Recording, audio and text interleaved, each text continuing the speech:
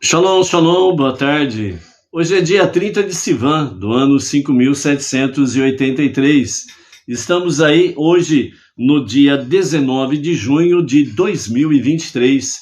É a tarde com a Torá trazendo a paraxá da semana e a sua leitura diária. Esta semana nós estamos na paraxá Korach, que é Coré, né? E a conhecida rebelião de Coré, que nós estamos aí fazendo as reflexões e os ensinamentos. Nem tudo que parece ser, parece que é. Ou seja, será que é ou será que não é? Como que é? É uma realidade. Nós estamos aí diante, realmente, da rebelião de Korach. Mas é uma rebelião? Não é uma rebelião? São perversos ou não são perversos?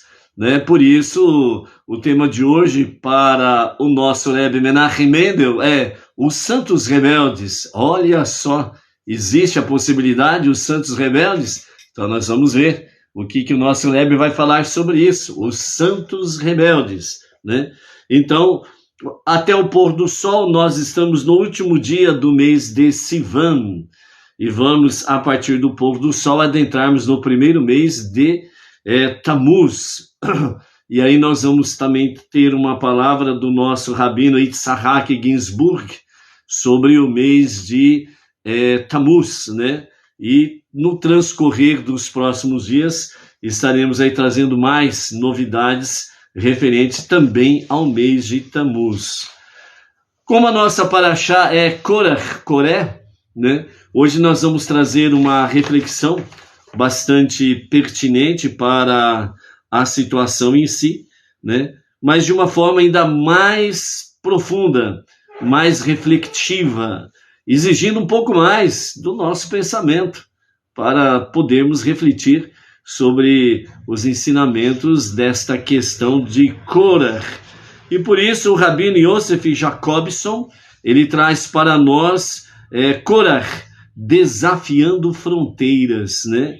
Temos aí sábio ou entediante, sem distinções. Temos aí o aspecto da unidade para a multiplicidade e de volta a multiplicidade para a unidade. E a espiritualidade da era moderna, como que é essa história aí? Realmente estamos conectados com essa história de espiritualidade da era moderna? Sem imagem, mas é necessário de uma fusão, né? Engolido e consumido, né? Qual foi o final da saga de Korach, né? Então nós temos aí realmente as nossas reflexões concernente a Korach, né?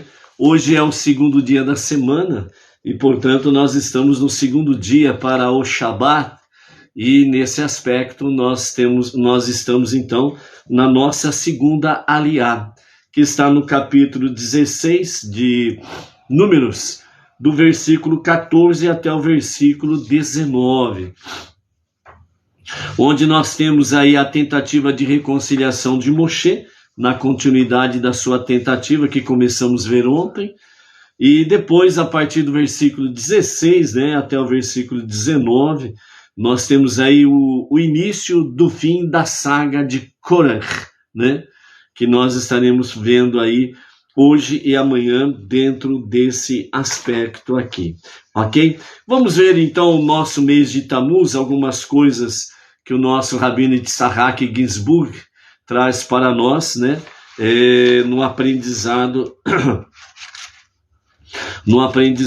sobre o mês de Tammuz, né? O rabino Yitzhak Ginsburg, ele é fundador e diretor do Instituto Gal Einai, Instituto de Estudo Interdisciplinário Avançado de Torá, Artes e Ciências. Renomado explicador de Kabbalah e Hassidut, o rabino Ginsburg escreveu mais de 40 livros, esclarecendo tópicos de Torá como psicologia, medicina, política, matemática e relacionamentos, né? Então, o nosso rabino Yitzhak Ginsburg, que também, entre os seus 40 livros, né, são aqueles 2 livros de Kabbalah para Benei Noach, que ele escreveu, e os seus ensinamentos também, né, estão bem focados aí não somente para judeus, né, mas também para os Bnei Noach. E entre eles temos aí então o mês de Tammuz, onde ele traz para nós mensalmente reflexões referente ao mês em que nós estivermos adentrando, né? Então, Tammuz é o quarto dos 12 meses do calendário judaico. Tammuz dá início à estação chamada Tekufá. Então, lá, né, em Israel, é o período de verão, né? Então, eles começam agora o período de verão. São 3 meses dessa estação de verão, envolvendo os meses de Tammuz, que vamos entrar logo mais ao pôr do sol.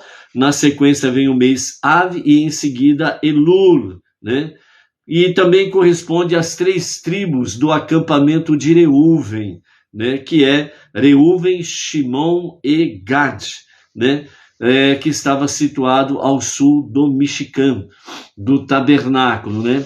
Lembrando que é bem propício exatamente a questão de Korah, né?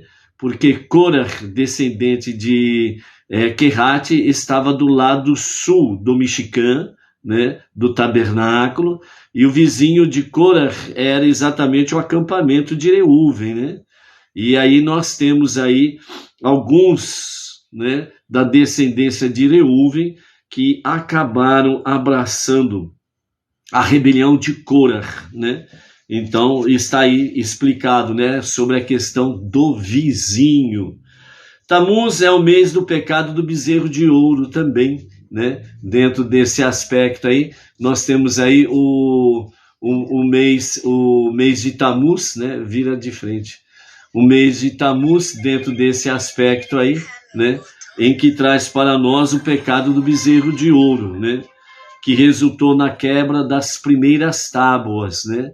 E também essas primeiras tábuas é aquelas que estão dentro da primeira arca, que vai sempre à frente do acampamento, quando o acampamento desloca, né?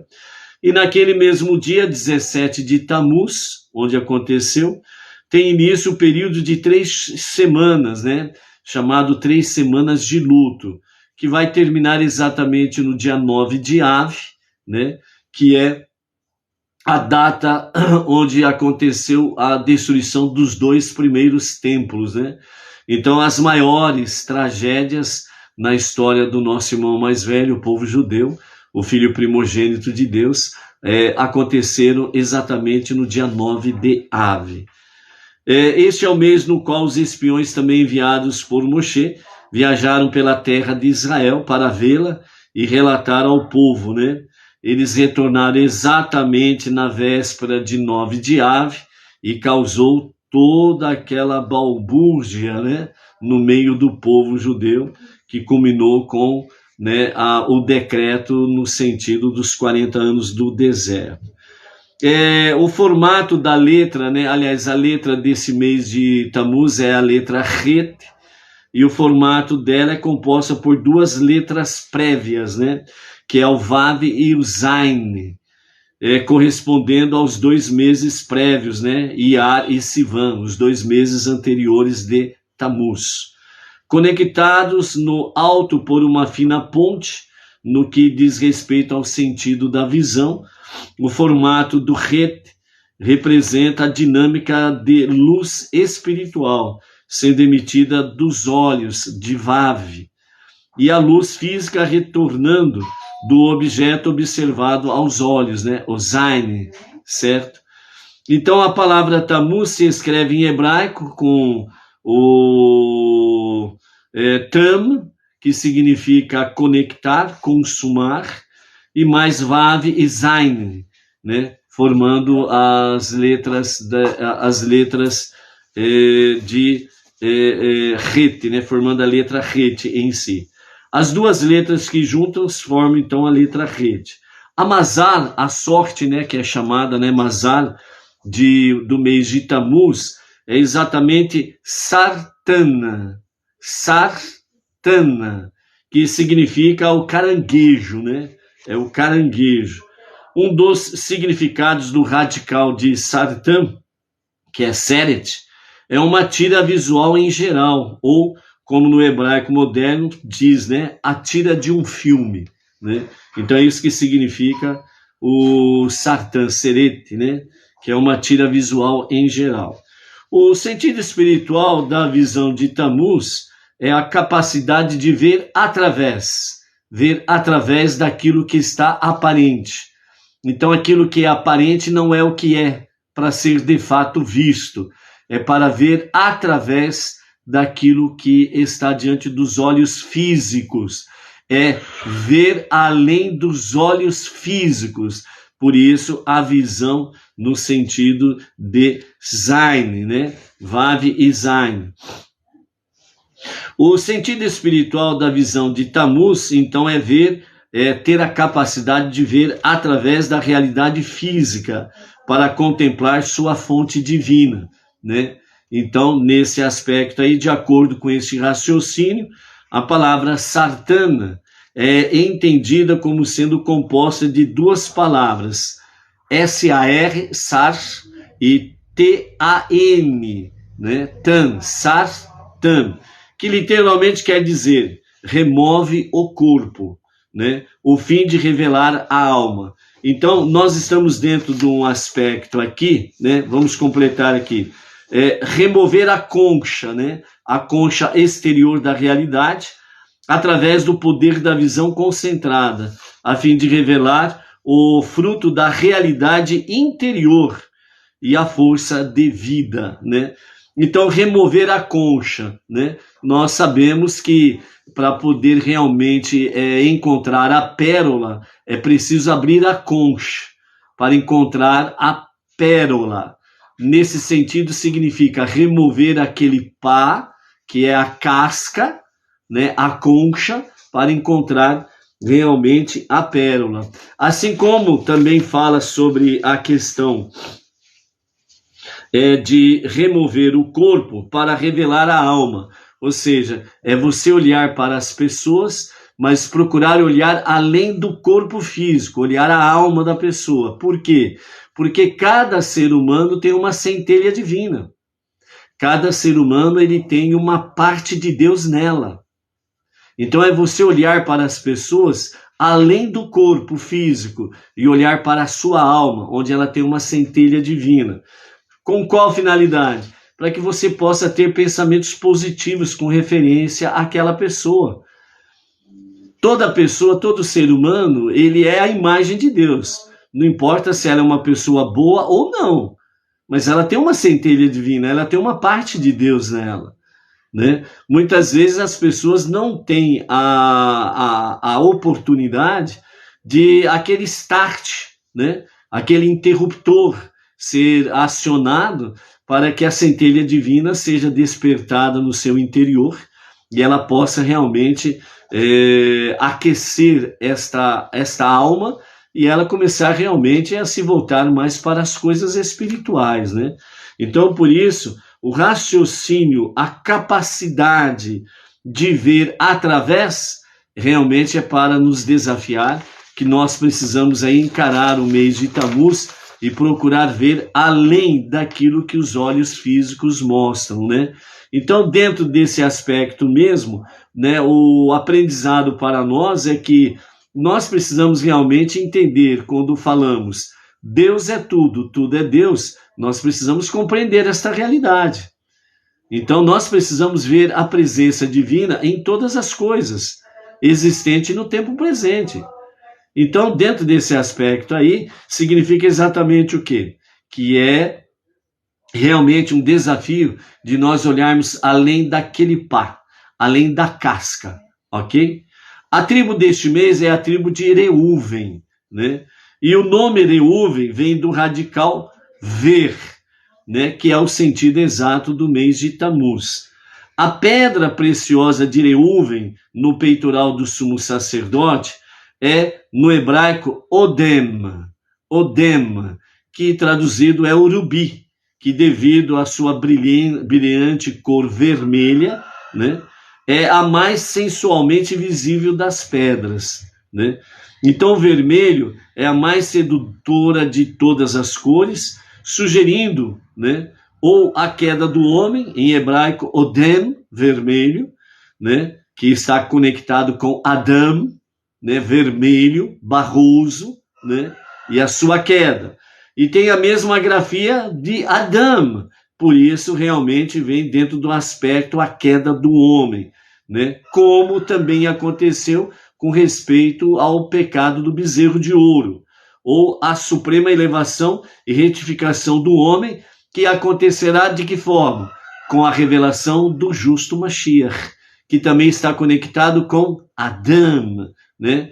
Ou seja, nós temos o primeiro, né, o primeiro homem, por assim dizer, e teremos aí o último homem, né? O primeiro homem, a sua queda livre, e o último homem, Mashiach, em elevação, né? Elevando, sem sombra de dúvidas, os 4 reinos. Assim como também nós temos o primeiro Redentor, que é Moshe Rabbeinu, nosso mestre Moshe, e o último Redentor, que é a revelação do justo Mashiach, exatamente para a redenção final, ok? Que é o último passo para o Olam Rabá, o mundo vindouro, popularmente conhecido como vida eterna, ok? Então, dentro desse aspecto, nós temos aí, né, dessa forma, nós temos aí realmente o quê? A revelação do justo Mashiach, né, que nós precisamos estar conectados aí.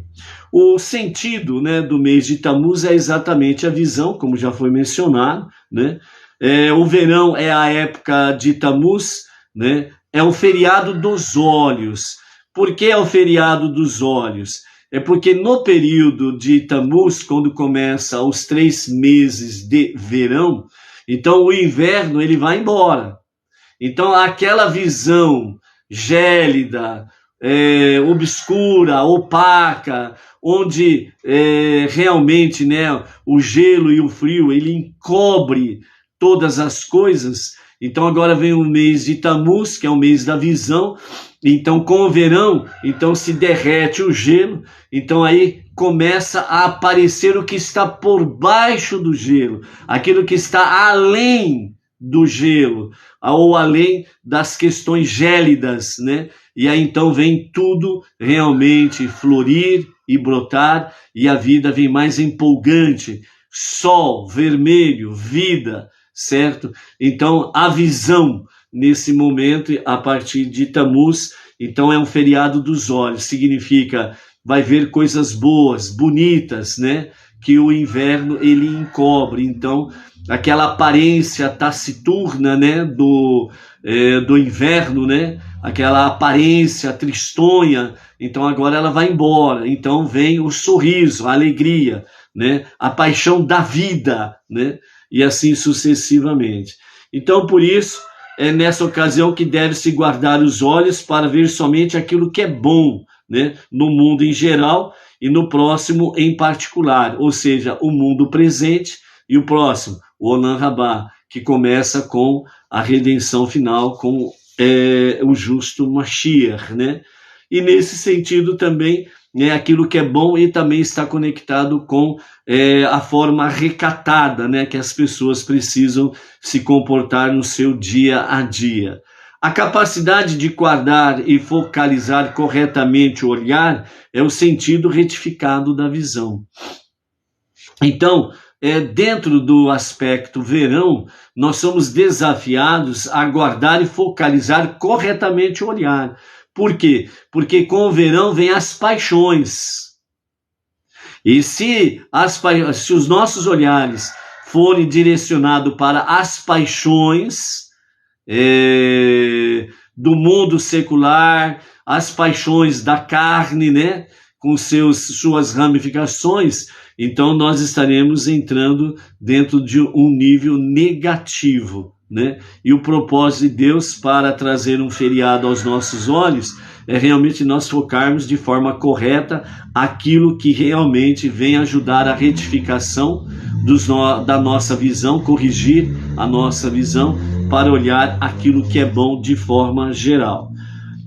Ao final da bênção de Moshe, né, para com Israel, em Devarim, Deuteronômio capítulo 33, verso 28, Moshe disse, Betar Badad en Yaakov, ou seja, certamente sozinho está o olho de Yaakov. Então a palavra Betar, que significa certamente, é um acrônimo das três palavras Brachá, Tov e Haim, que significa bênção, bem e vida. Ou seja, Brachá, bênção, Tov, aquilo que é bom, que é o bem, e Haim, vida. Então, por isso, Betar, né? Certamente sozinho está o olho de Yaakov. Certamente significa bênção, bem e vida está o olho de Yaakov.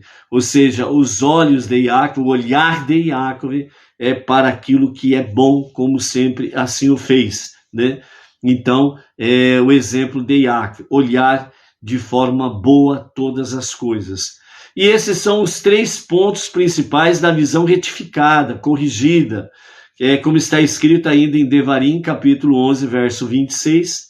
Vê, coloquei diante de vós hoje a vida e o bem, a morte e o mal, e a vida, né, e o bem, e a morte e o mal. E aí então, né, vem o conselho paterno.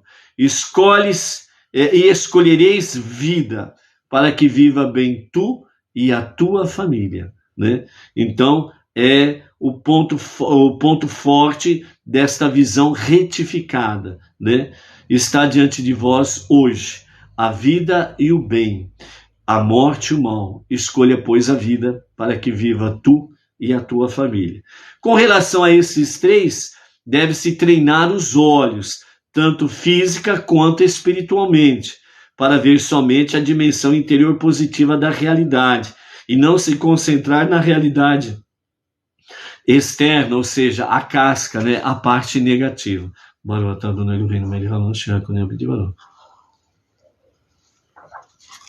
Quando o nosso Rabino Yitzhak Ginsburg fala que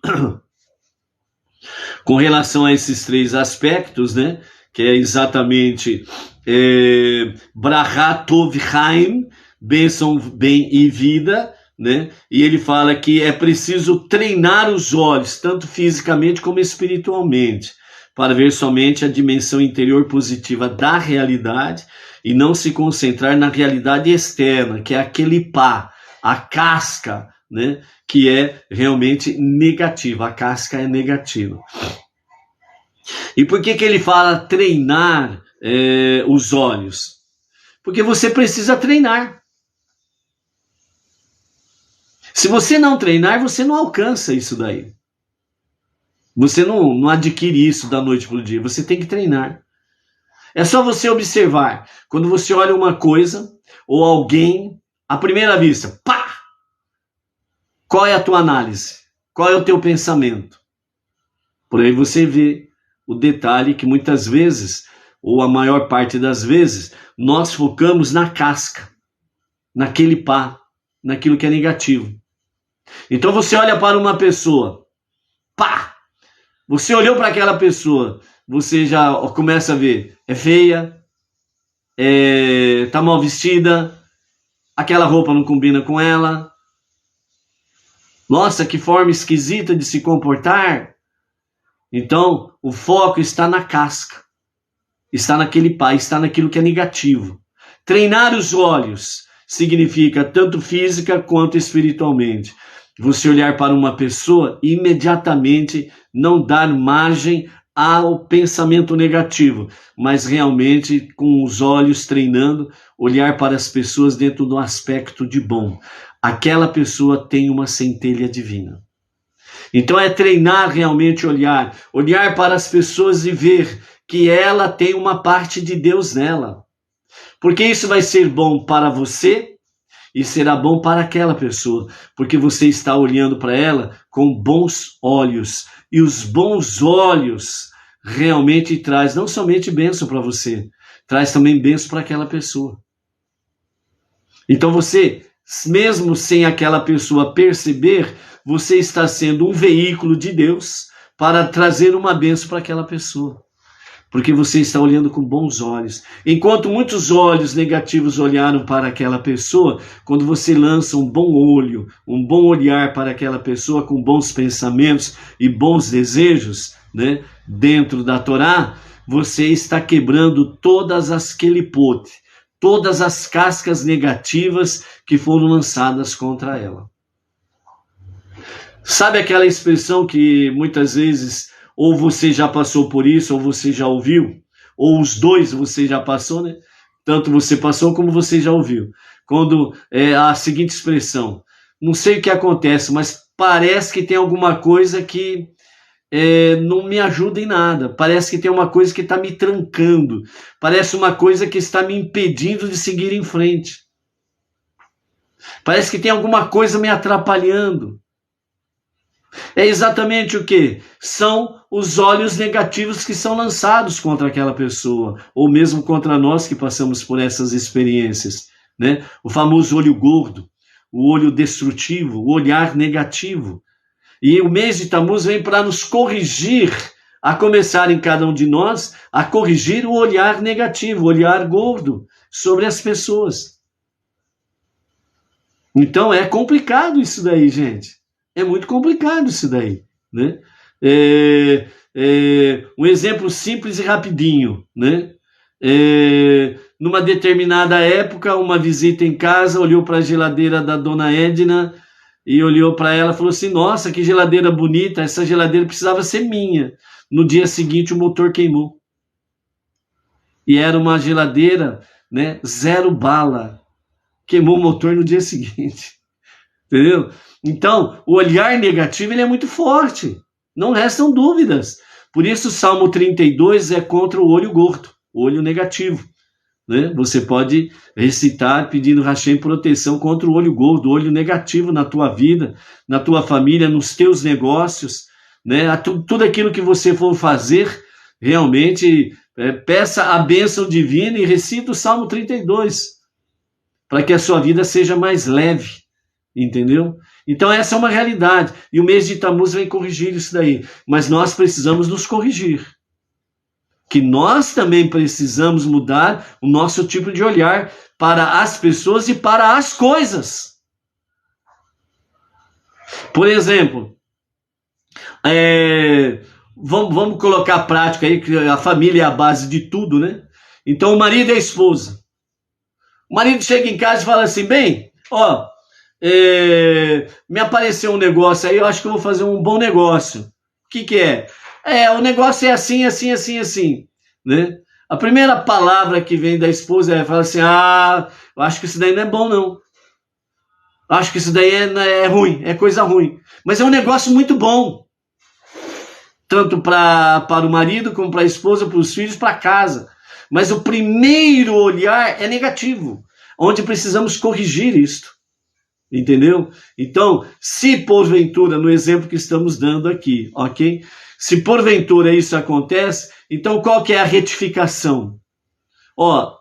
A esposa pode dizer para o marido, querido, eu não entendo nada disso que você está falando aí. Eu não sei isso daí. E vamos pedir a Hashem a bênção, a proteção e que ele dê vitória sobre esse empreendimento.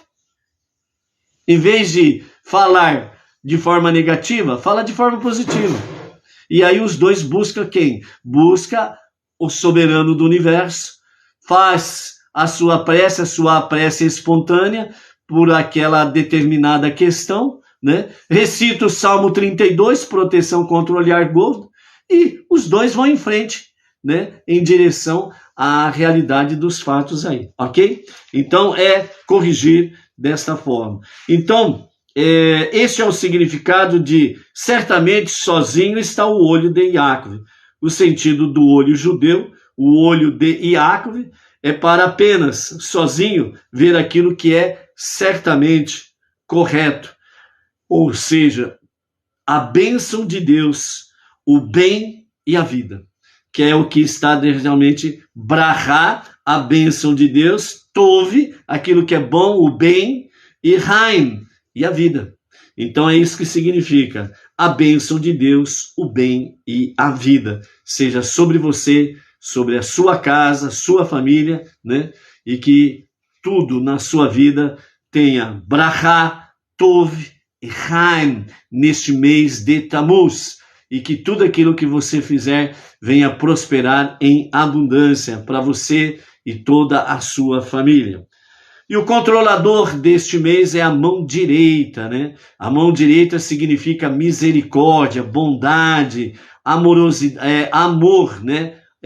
Aquilo que é bom, amoroso, melhor dizendo.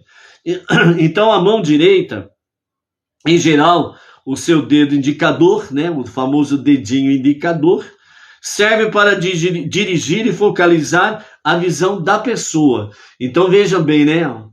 Tá vendo aquela pessoa? Não é para esse objetivo. Não é para esse objetivo. Por isso que para se ler a Torá, né? Aquele que é o leitor da Torá, ele usa uma mãozinha, certo? Ele segura num cabo que tem uma mãozinha, e o indicador, ela vai direto na Torá. Então, o nosso dedinho não é para ficar apontando para as pessoas e falar de coisas negativas, mas é para apontar para as pessoas para que a Torá esteja nelas e não apontar de forma negativa. Correção, mão direita, que significa hesed, bondade, misericórdia, uma mão que se mexe com amor ao próximo. Então, ao ler a Torá, tem o dedo de prata que faz isso daí, indicando realmente a leitura da Torá. O anel de casamento é colocado pelo noivo no dedo indicador da mão direita da noiva, e isso eleva o casal ao nível de Shir Hashirim, o Cântico dos Cânticos, capítulo 5, verso 2, onde diz, minha pomba, né? O meu amor.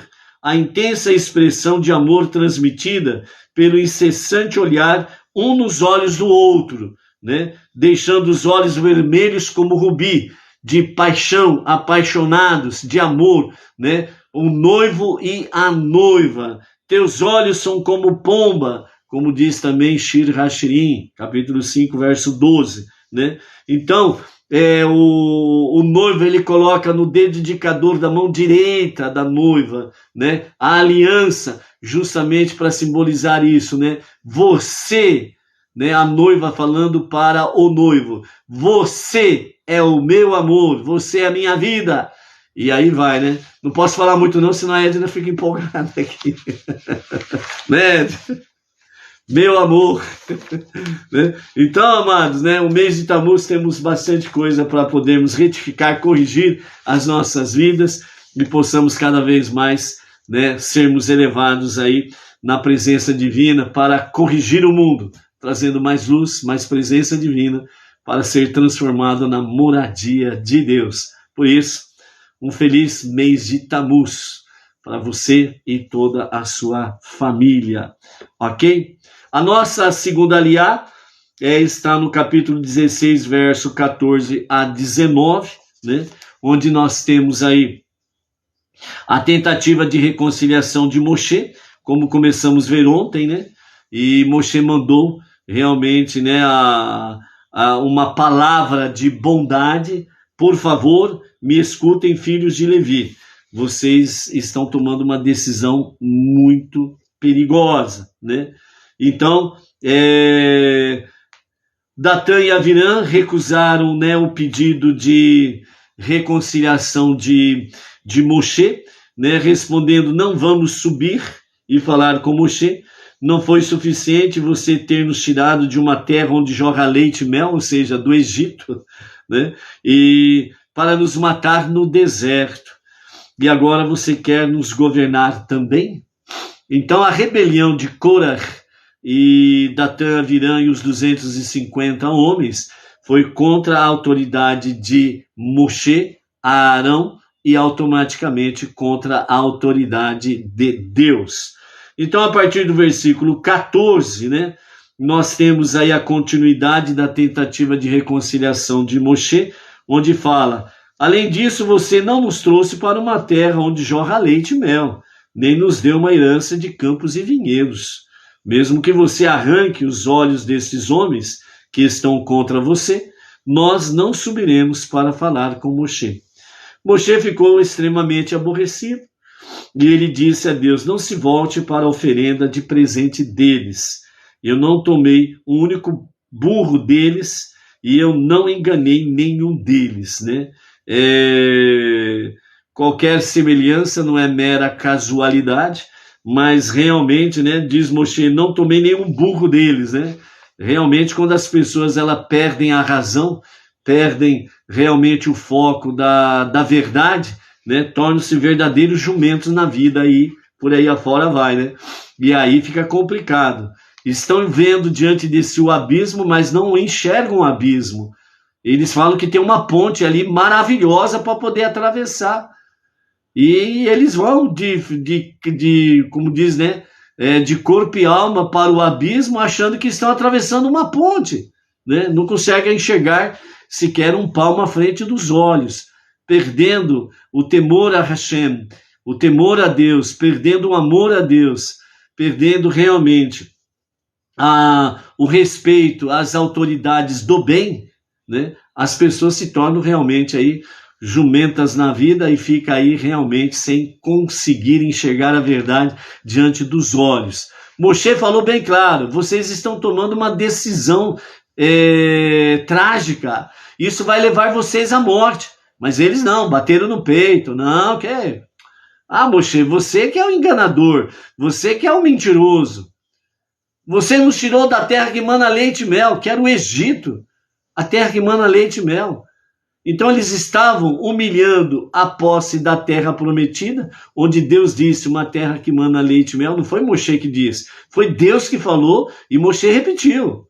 Então eles estavam desconversando o que Deus disse. E voltaram a acreditar no Egito, voltaram a dar credibilidade ao Egito, à escravidão, à licenciosidade, à libertinagem, falando que lá mana leite e mel. Você nos tirou da terra que mana leite e mel e nos trouxe no deserto para nos matar no deserto. Então vejam a rebelião de Korah, bem como de Datã e Avirã, que vem da descendência de Reuven, né? Alguns que se tornaram as seclas, né, de Korah, né? E mais 250 homens. Né? Então, mais uma vez, nós temos aqui a prova de que no universo de 3 a 5 milhões de judeus que saíram do Egito, certo? Nós temos aí Datã e Avirã, 2, certo? 2 personagens importantes dentro da tribo de Reuven, e mais 250 homens. O que é isso? É nada em comparação aos 3 a 5 milhões de judeus.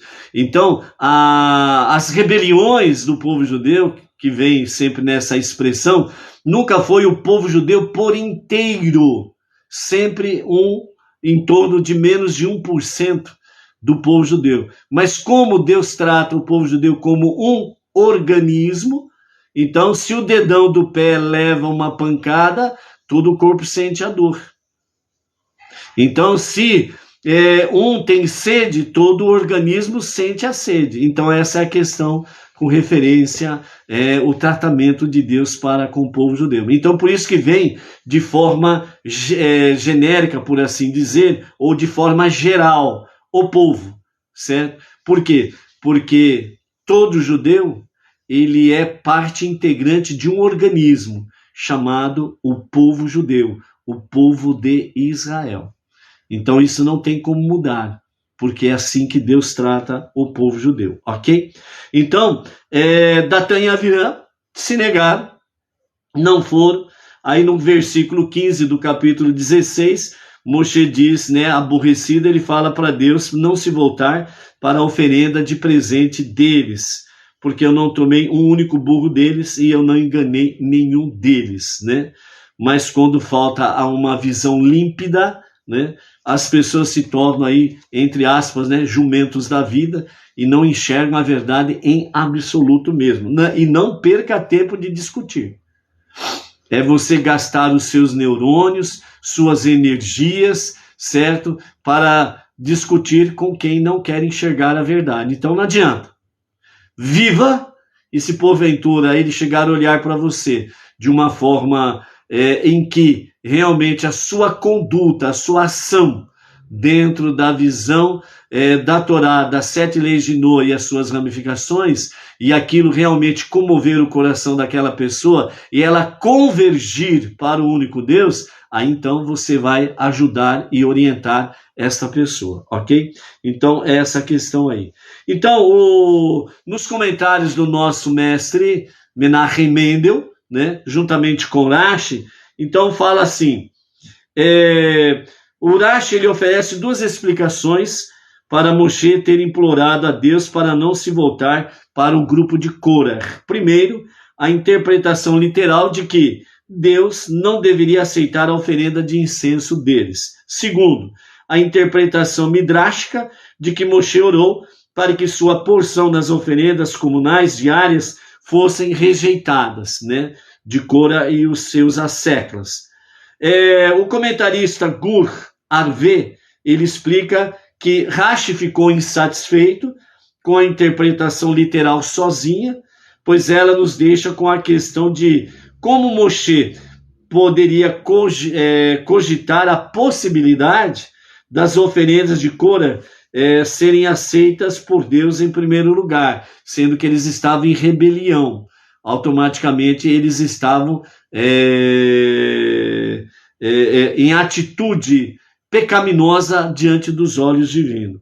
No entanto, né, a objeção de Gur Aryeh parece não ser apenas uma falha na primeira interpretação de Rashi, mas uma total refutação dela, pois se de fato é burlesco imaginar que Moshe suspeitasse que a oferenda de Korah pudesse ser aceita, então Moshe claramente não precisaria ter rezado a Deus, que quando eles oferecerem o incenso diante do Senhor amanhã, não se volte para eles.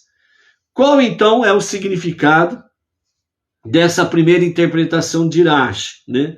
Então, nós podemos entender as palavras de Rashi ao analisar o contexto da prece de Moshe, no versículo 15. Nos versículos 6 e 7, né, Moshe apresentou ao grupo de Korah o teste do incenso, que nós vimos ali atrás. Quando Korah e os seus asseclas desafiaram Moshe, Moshe falou, pegue os seus incensários e amanhã venham à presença do Eterno para oferecer o incenso. Então aí, realmente Moshe apresentou para Korah e os seus seguidores o teste do incenso, que é a oferenda mais sublime dentro do Mishkan e do Beit HaMikdash, o tabernáculo no deserto e o grande templo em Jerusalém.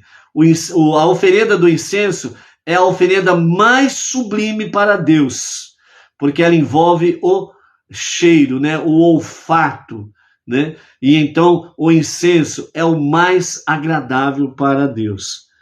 Então, dessa forma, Rashi explica que Moshe os advertiu como o incenso poderia ser mortal para qualquer pessoa desautorizada, como aconteceu com Nadav e Avihu, os 2 filhos de Aharão, que entraram no Santo dos Santos e ofereceram o quê? O incenso.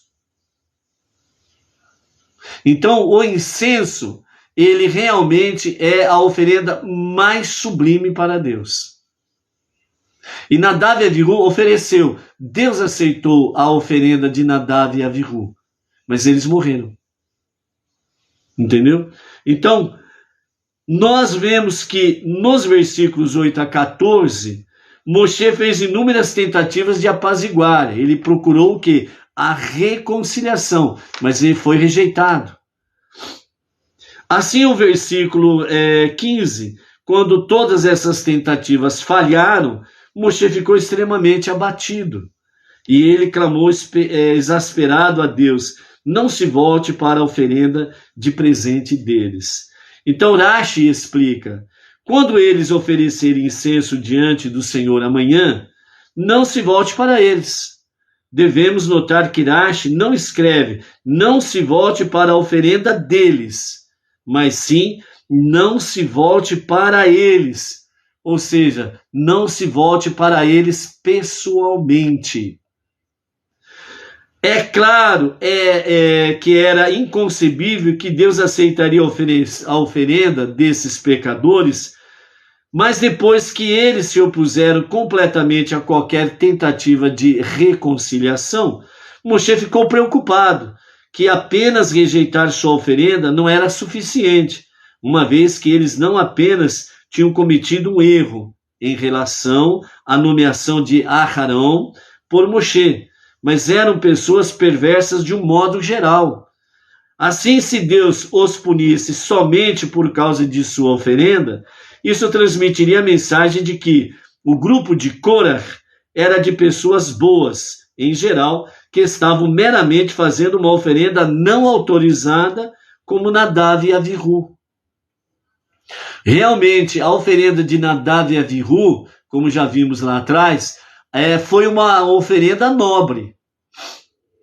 Porque o único objetivo de Nadav e Avihu foi realmente prestar a Hashem o incenso, realmente como uma oferenda agradável a Deus. Eles não se rebelaram contra ninguém. Eles não induziram ninguém à rebelião contra Moshe e Aharão.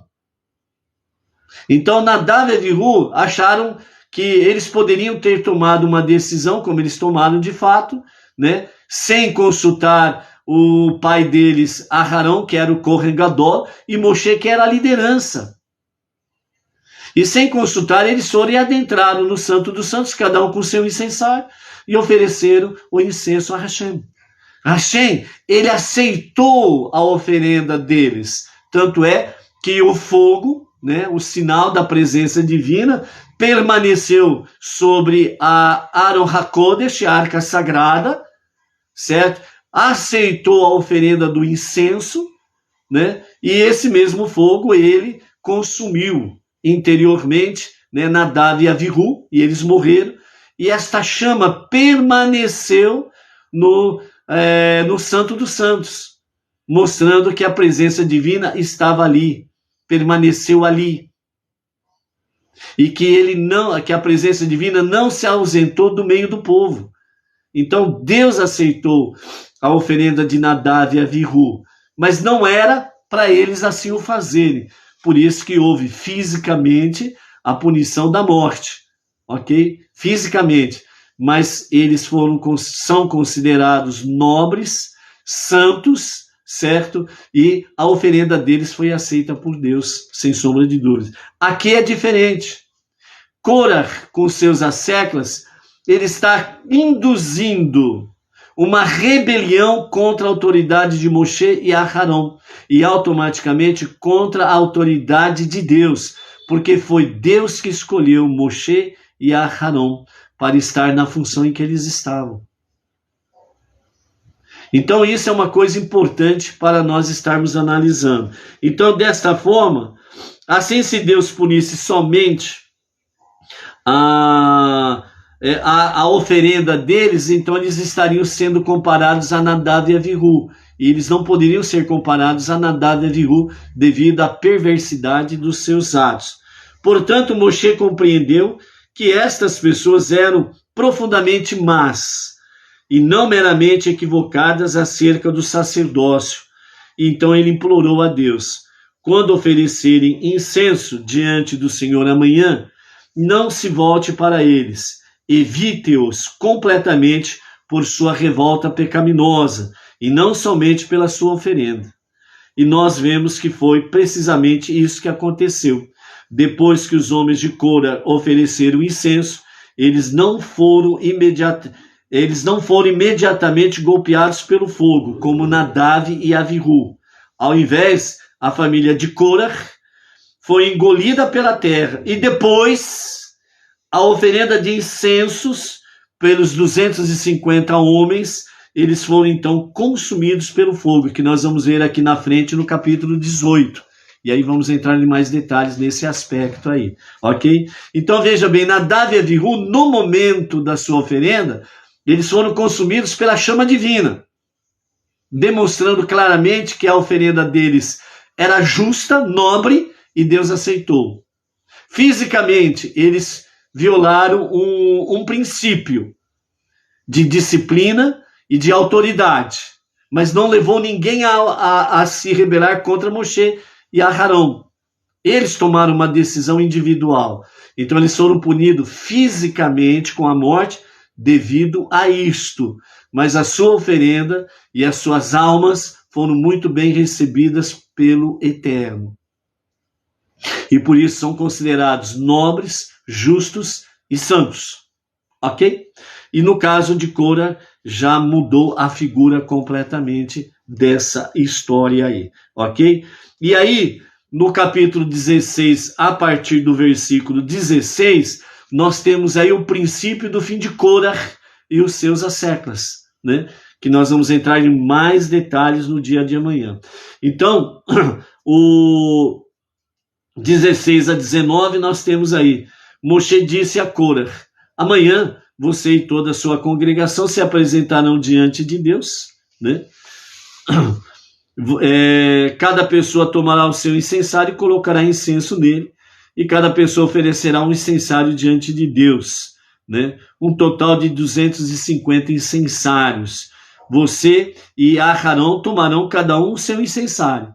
Ou seja, Cora queria o lugar de Aharão. E Cora, ele é primo de primeiro grau de Moshe e Aharão. E ele queria o lugar de Aharão, como Kohen Gadol. E ele não queria só o lugar de Aharão, queria o lugar de Moshe também. Então, por isso que Moshe diz: você e Arão é que vão levar o seu incensário. E aquele que Deus receber é o escolhido. E aquele que Deus não receber não é o escolhido. Certo? Verso 18, cada pessoa tomará um incensário, aquela questão dos 250, colocará um carvão em brasa nele, e então o incenso, e elas ficarão na entrada da tenda da reunião, com Moshe e Arão. Cora reuniu sua congregação inteira contra eles, incitando-a durante toda a noite, e ela chegou à entrada da tenda da reunião. A glória de Deus apareceu diante da congregação inteira em um pilar de nuvem. Aqui nós encerramos a nossa segunda aliá, e amanhã nós teremos a continuidade, então, aí, sobre a questão do fim de Cora, ok? No princípio da nossa reflexão sobre o que o Rabino Yosef Jacobson traz para nós, Cora desafiando fronteiras, né? Sábio ou entediante, né? Então, a nossa porção dessa semana relata a trágica história de um motim formado por um homem, Cora, né? E que organizou uma rebelião contra Moshe e Aharão, escolhidos pelo Todo-Poderoso para atuarem respectivamente, Moshe como profeta e Aharão como sumo sacerdote de Israel. Então, os rabinos do Midrash, né? Eles fizeram uma estranha observação. Cora, ele era inteligente, declararam os rabinos. Então, por que ele cometeu tamanha tolice? O que levou o esperto Cora a declarar uma guerra contra Moshe e Aharão? A pergunta deles é intrigante. Como os rabinos sabiam que Cora era inteligente, essa pessoa ou sua sabedoria jamais foi mencionada na Torá antes. Então, por que os rabinos trazem que Cora era um homem sábio? Talvez fosse um tolo, quem sabe? Mas a resposta é clara. É que os rabinos discerniram a sabedoria de Cora com base nesse mesmo incidente. O próprio motim de Cora contra a autoridade de Moshe e Aharão demonstra sabedoria e percepção. Por quê? Na superfície, o motim parece ser um sintoma da boa e velha inveja, de um ego desenfreado, ansiando pelo poder e pela fama. Então, Cora era inteligente. Ele queria fama, ele queria poder. Ele sabia disso, que a posição de Moshe e Aharão era uma posição de poder e fama. Então, ele estava preocupado com poder e fama, né? Então, por isso, devemos dissecar o argumento de Cora, A comunidade inteira é sagrada, disse Korah, no versículo 3 do capítulo 16. Moshe e Aharão, na porção dessa semana, e Deus está dentro deles. Por que vocês se exaltam acima da comunidade de Deus? Foi a acusação de Korah. Essas palavras são poderosas. Deus está dentro de toda e cada pessoa. Ou seja, Korah não estava falando nada errado. Ele estava falando algo certo. Deus está dentro de cada pessoa. Até aí está certo. Então, ele não está falando nada, absolutamente nada de tolice. Ele está falando com muita sabedoria e propriedade. Então, por que alguém se considera espiritualmente superior a qualquer outro? Foi a acusação de Korah contra Moshe e Aharão, que eles se consideravam superiores aos outros. Na visão de Korah, nunca Moshe e Aharão se portaram desta forma, ok? Mas na visão de Aharão, movido pela inveja, eles achavam que Moshe e Arão eram assim, né? Uma pessoa que se vangloriava em cima das outras. Verdade e santidade estão embebidas em toda e cada alma. Dentro de cada coração pulsante flui a energia cósmica. Então, por que Moshe está dizendo ao povo o que Deus deseja? Porque Arão está servindo como o exclusivo sumo sacerdote de Deus? Porque um judeu precisa de Moshe para ensinar-lhe a palavra de Deus e de Aharão para realizar o serviço no templo sagrado por ele, quando ele próprio tem uma alma e que é uma centelha da chama divina? Porque ele não pode entender seu relacionamento com Deus por si mesmo, sem professores, líderes e sacerdotes? Então, esta é a palavra, né? Estas são as palavras que os rabinos estão trazendo sobre a visão de Korah. Então, Korah está falando algo que tem lógica. A prática é uma outra história. Mas o que ele está dizendo tem lógica. Se cada um tem a centelha divina, tem Deus dentro dele, por que ele precisa de liderança? Para que ele precisa dos sacerdotes? Cada judeu pode se virar por si só. Era isso que Korah estava dizendo. Então, Korah, na realidade, ele é chamado pelos rabinos de o pai da anarquia espiritual. Ou seja, o pai do caos espiritual. Por quê? Porque quando foge a disciplina, a ordem, a submissão às autoridades, então vem o caos. E o caos é tudo que não presta. Então, Korah argumenta contra todas as formas de autoridade e liderança espiritual. Pode ver que os anarquistas, que são filhos de Korah, ok? Porque Korah é o pai da anarquia espiritual, em qualquer lugar do mundo, pode ver os anarquistas, sempre contra as autoridades, sempre contra as regras, as leis. Por quê? Porque eles querem o caos. Porque eles acham que o caos é a solução. Como Korah. Sem autoridade, a anarquia é uma realidade.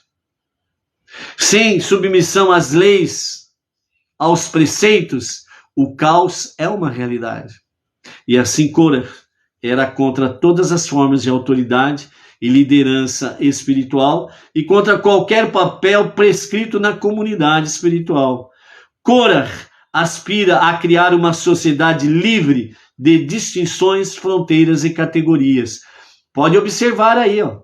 O pessoal do Conto Pior Melhor, sempre as mesmas coisas. Vejam bem como que Korah deixou descendentes pra caramba entre as nações. Os anarquistas, aqueles que querem o caos, contra o pior melhor, contra as autoridades do bem estabelecida, contra as leis, e por aí afora vai. E, sem sombra de dúvidas, Korah tem representantes em todas as camadas da sociedade, no judiciário, no Ministério Público, nos movimentos religiosos, na política e na companhia limitada todo. Filhos de Cora é o que não falta no meio dessa história toda. Gostam do caos. Quanto pior, melhor. Ok? Isso é uma rebelião espiritual.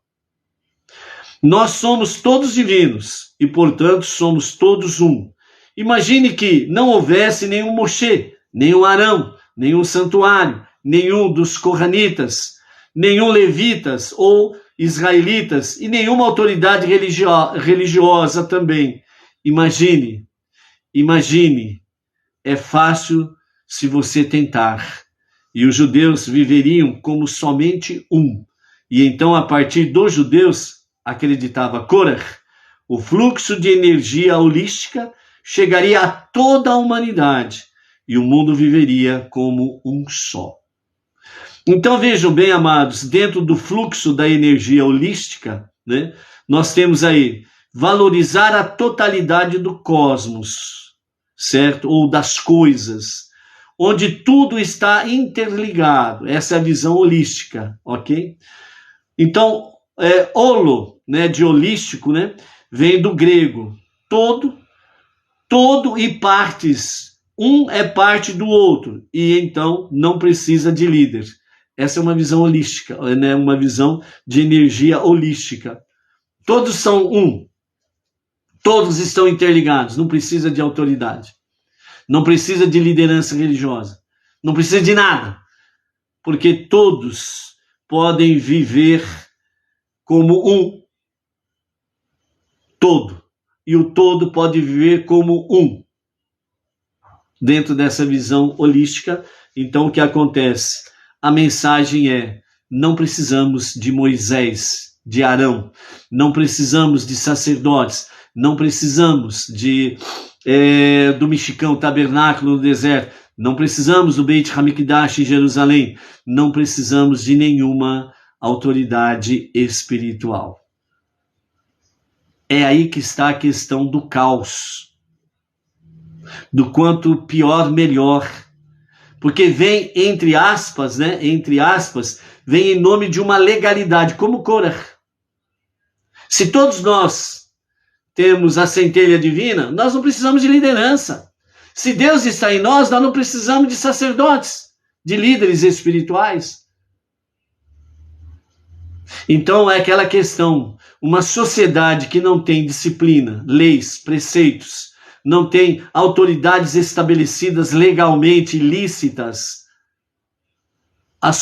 esta sociedade ela está enfadada ao caos, a uma rebelião generalizada, onde o princípio que diz que todos é um e um é todos, certo? Então vira o quê? Uma baderna, uma bagunça, e aí o caos é estabelecido, e aí vai prevalecer a lei do mais forte. Quem for mais forte sobrevive. Os mais fracos são os primeiros a tombarem e a caírem na cova. É o que você está vendo aí nesses países totalitários. Vieram, entre aspas, em nome de uma vertente aparentemente verdadeira e legal, né? Todos somos iguais, todos somos um, todos têm o direito a isso, o direito àquilo, etc. e tal. Depois que os totalitários ganharam a confiança do povo, aí escravizaram o povo. E aí o povo está aí, morrendo de fome, né, de frio, e por aí afora vai. E ainda vem os internautas do caos dizendo que a culpa é do fulano, é do Beltrano, nunca deles. Esses são os filhos de Korah, entendeu? Então a mensagem de Korah, confessemos, toca uma corda dentro de nós. Existe algo sobre essa visão que ressoa em nossos corações. Isso porque Korah estava totalmente certo. E é por isso que a Torá deseja que saibamos sobre sua ideologia, pois ele também estava totalmente errado. Ele estava realmente certo, totalmente certo, mas ele estava totalmente errado. Por que ele estava totalmente certo? Porque a visão em si é correta. Todos nós somos iguais, todos nós temos a centelha divina, certo? Todos nós somos um diante de Deus. Ninguém é mais, ninguém é menos, certo? Então a visão em si está totalmente certa. Mas por que está totalmente errada? Porque a sua ideologia não era para viver esta realidade, esta verdade, mas era para o seu próprio prazer, sua própria satisfação, para o seu engodo, para a sua fama, para o seu poder. É isto que os totalitários têm feito através da história e é o que está acontecendo nos nossos dias atualmente. E é por isso que nós precisamos de Mashiach para retificar todas as coisas. É por isso que nós precisamos vencer o sistema sendo luz, trazendo luz e presença divina. E é um desafio muito grande, porque os descendentes de Korah, eles são nervosinhos, eles são bravinhos, entendeu?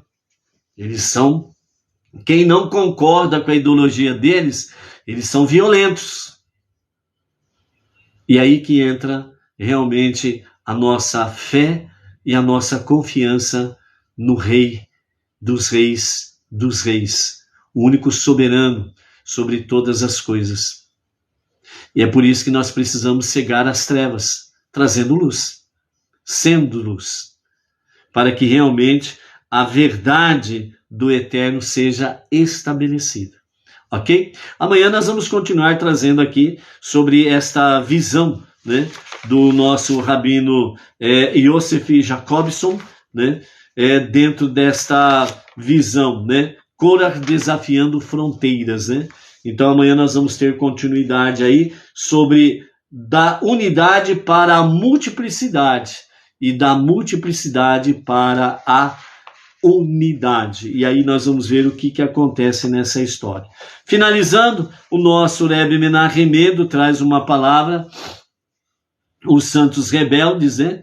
E ele nos fala sobre cada homem leve o seu incensário e deposite incenso nele. Apesar de saberem que o uso não autorizado do incenso poderia ocasionar-lhes a morte, Korah e seus seguidores aceitaram o desafio. Eles queriam experimentar o elevado ritual executado pelo Kohen Gadol, né, a oferenda de incenso, que só o Kohen Gadol podia fazer, por mais que isso pudesse lhes custar a vida. Nesse sentido, as motivações deles eram puras, nesse sentido, ok? E podemos aprender do seu exemplo, que devemos aspirar às mais elevadas experiências espirituais. Porém, também devemos aprender do erro deles, que foi não reconhecer o paradoxo absurdo das suas ações. Eles queriam fazer algo contra a vontade de Deus, achando que com isso iriam se aproximar mais dele. Ou seja, entre aspas, né, os santos rebeldes. Então, o que nós temos aqui como prática para nós, o aprendizado para nós? Né? Quando nós vemos aqui, as motivações eram puras, certo? E nós precisamos aprender com esse exemplo, que é o quê? Aspirar às mais elevadas experiências espirituais. Nós precisamos procurar cada vez mais sermos espirituais, não restam dúvidas. Quanto mais nos dedicamos à nossa techuvá, às nossas preces diárias, estudo da Torá, o estudo das 7 leis de Noah, suas ramificações, a de Sedaká, quanto mais nós nos dedicamos, mais nós vamos realmente adquirindo experiências elevadas espirituais. Mas nós precisamos também aprender com o erro deles, no que sentido?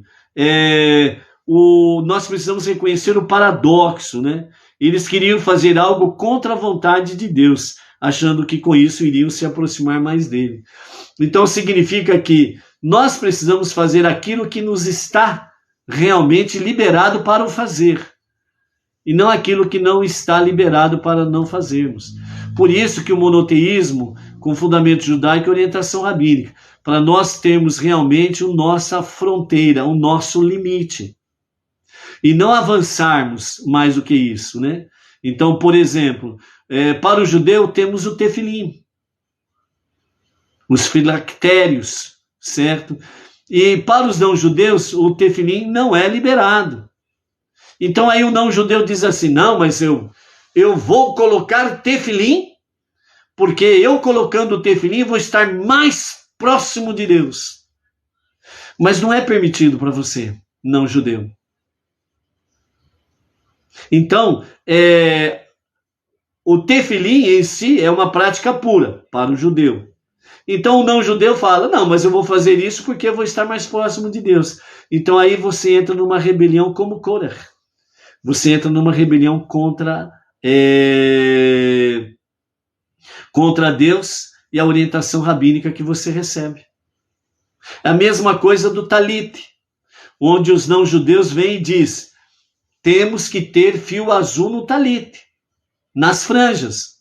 Sendo que os rabinos dizem que o animal onde era pego a tintura, né, para poder trazer o azul turquesa, né, conhecido dessa forma, para fazer o fio azul, ele não existe mais, ele faz milhares de anos que não existe mais, então não tem esse negócio. Mas aí vem o não-judeu e diz, não, tem que ter. Por quê? Ah, não, porque eu com talit, com fio azul, eu estou mais próximo de Deus, eu estou mais na graça divina. Não está. É uma rebelião. É agir contra a vontade divina. E por isso, entre aspas, os moshés da vida, que são os líderes, os nossos rabinos, eles orientam sobre estas questões, mas aí os filhos de Korah se levantam contra a autoridade de Moshe. Se levantam contra a autoridade do nosso rabino. E eu vou fazer porque eu vou fazer e porque eu quero fazer. É rebelião.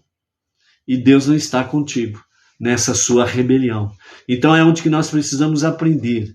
Para que nós possamos estarmos próximos de Deus, nós precisamos fazer aquilo que é nos pertinente. Fora isso, nós estaremos em rebelião contra Deus e contra as autoridades. No caso específico, o nosso Rav Yaakov Gerenstad. Ok? Reflita. Procure tirar bons proveitos. E assim você venha praticar bons frutos. Para que realmente você tenha méritos diante de Deus. Ok? Com a graça de Hashem, amanhã vamos continuar essa magnífica história. Né? Korah desafiando as fronteiras. E o final de Korah, amanhã nós estaremos vendo aí como será essa história aí. Shalom, shalom, amados. Até amanhã. Gratos pelas preces aí, pelo nosso plantão da noite, né? Tudo transcorreu bem, sem novidades, né? Apesar do frio, misericórdia, mas estamos vivos, graças a Hashem. Shalom, shalom. Até amanhã.